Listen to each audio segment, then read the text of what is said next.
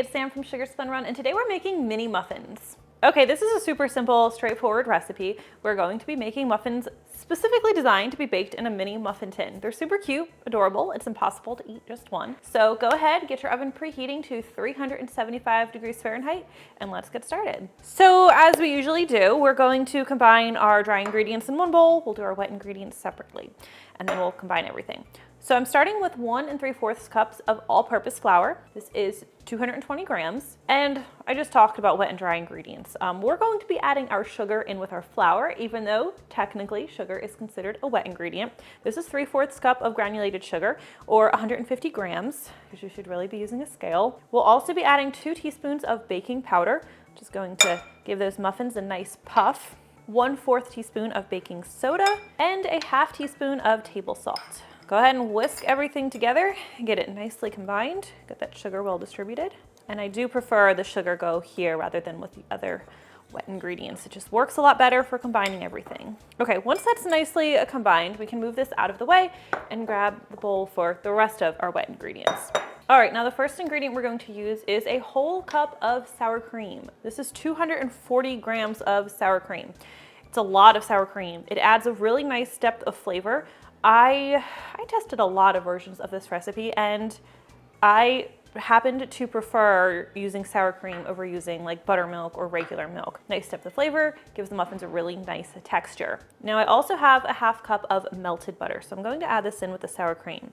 I don't want my butter to be too hot just because I'm going to be adding an egg to it in a minute. If I can find my egg, here it is. This is 1 large egg. Now the egg should be room temperature. That is going to work best, even though my sour cream still has a bit of a chill to it. 1 egg, add that in. We're also going to add, of course, some vanilla extract. This is a teaspoon of vanilla. All right, I like to use a whisk for this step and whisk everything together. Get that egg yolk nicely broken up. Whisk everything together until the sour cream and the egg and the butter are well incorporated. So it should look pretty smooth and it should look uniform. Okay, we're done with the whisk at this point. Everything is coming together so quickly. This is a very easy recipe. Let's bring back our dry ingredients, and I always like to add the wet ingredients to the dry ingredients. Not sure exactly why, but that just works best for me. I think it's just easier to combine things that way. Could be in my head though. You can see the little vanilla bean flecks in this. They're so pretty, and they're so flavorful too. Almost at the bottom of my vanilla extract bottle, so you get lots of those vanilla bean flecks.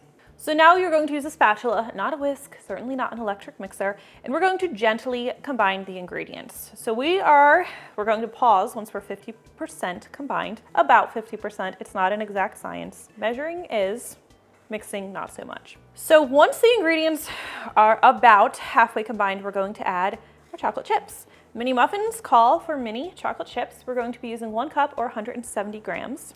Oops. Mine want to stick a little bit. And we are going to continue folding the muffin batter together until the chips are well distributed and there are no dry streaks remaining.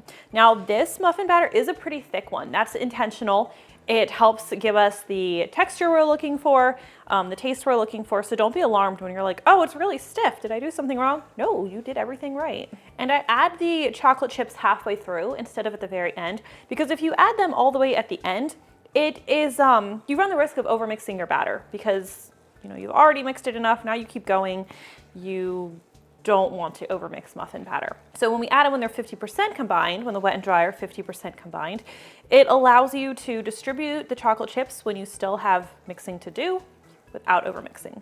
If that makes sense. Sometimes I talk and I don't know if I'm making sense. It makes sense in my head. Let's grab our muffin tin and talk about that, because today's recipe is going to make 30 muffins. So your recipe makes 30 muffins, but mini muffin tins are 24 count. So what we're going to do is we're going to make 2 batches. We're going to put 15 in each batch. Now, take your little mini muffin liners, and we are going to do every other cup of the mini muffin tin. And we do this because it is going to encourage the muffins to bake more evenly than if we put them all together. And they're also going to bake faster this way than they would if we just did 15 all in a row. So after you've done every other one, you've only hit 12 muffins. So you have 3 more to fill, and just put them wherever you want. Just try not to clump the 3 extras together. Okay, we're going to divide the muffin batter into the muffin tin. I really recommend a cookie scoop for this. You don't need a lot of batter. You can use a pair of spoons if you don't have one. I got batter all over this, so I'm going to wash this real quickly. But my 1.5 tablespoon muffin scoop works perfectly for this. Just gonna go with it. Hands already dirty. 1.5 level tablespoons of batter. Drop that in your little liners. And like I said, we are assuming that you only have 1 muffin tin. So if you're worried about the batter sitting out while you're waiting for the first muffins to bake, don't be. It's totally fine for it to sit. You could cover it if you want to. I usually don't, but it's not a bad idea. A lot of my muffin recipes actually call for the batter to rest for like 30 minutes because that can help contribute to having even taller muffin tops. It's not necessary with this recipe, but it's not going to hurt it. Because after you bake these, you're going to let them sit so they can cool down a little bit. Then you'll remove your muffins. Then you'll need the pan to cool completely, which only takes a couple minutes before you bake your next batch. While I've been talking, I think I've scooped a few of these a little big, so we might have a couple giant muffins in this. I got so excited talking to you guys, I just went crazy. We'll see. Maybe it's better than I thought. If you've made any of my other muffins, you know I like to put some sugar on top. So we're going to do a little sprinkling of coarse granulated sugar on top. And if these seem super full, it's because the batter's actually not all the way down in the muffin tin. It's kind of resting on top because it's so thick. That's not a problem. It'll settle as the muffins bake. So with this coarse sugar, I am using it's the same sugar I shared recently. It's like a bakery style sugar. I've used it on my banana bread cookies. It's great. I will try to remember to link to it. I love using this because of its texture, but if you don't have it or you can't find it or you don't want to bother with it, you could skip the sugar entirely. Don't do that. Or you could just use regular granulated sugar. Other options for a coarse sugar include turbinado sugar, or organic cane sugar is also a nice option because the sugar is a little bit more coarse. So these are going to go over to our 375°F preheated oven. Looks like I have a guest. And they are going to need to bake for about 13 to 14 minutes. We'll do the toothpick test. A toothpick inserted in the center should come out clean or with a few moist crumbs. Let's check them. And also look, they actually came out perfectly. I guess I wasn't going too crazy. So with these muffins, we're going to let them cool in the muffin tin for 5 minutes. So after 5 minutes, we're going to carefully remove them to a cooling rack. And I do this not just because we want this muffin tin cooling down so we can bake the rest of our muffin batter, but also, have you ever run into a problem with your cupcakes or muffins where you take them out of the tin or you go to eat them and the liners are really oily on the bottom? A lot of times that happens from them sitting in the muffin tray. So I'm just using a butter knife to gently pop them up and remove them. That pan is still hot. I don't want to burn myself. And like I said, you will let this pan cool down. I don't even need this before you put the other liners and the other muffin batter in them. Look how cute these are. They have those nice muffin tops. They're adorable and they're a lot of fun to eat. That's how easy it is to make these super cute mini muffins. I hope you enjoyed today's recipe, and if you try it, let me know what you think. I really do always love hearing from you. Thank you so much for watching, and I will see you next time. It's still pretty warm. Are you sure you're ready to eat it? Yeah. Okay, pick yours. Okay, I'm gonna pick mine.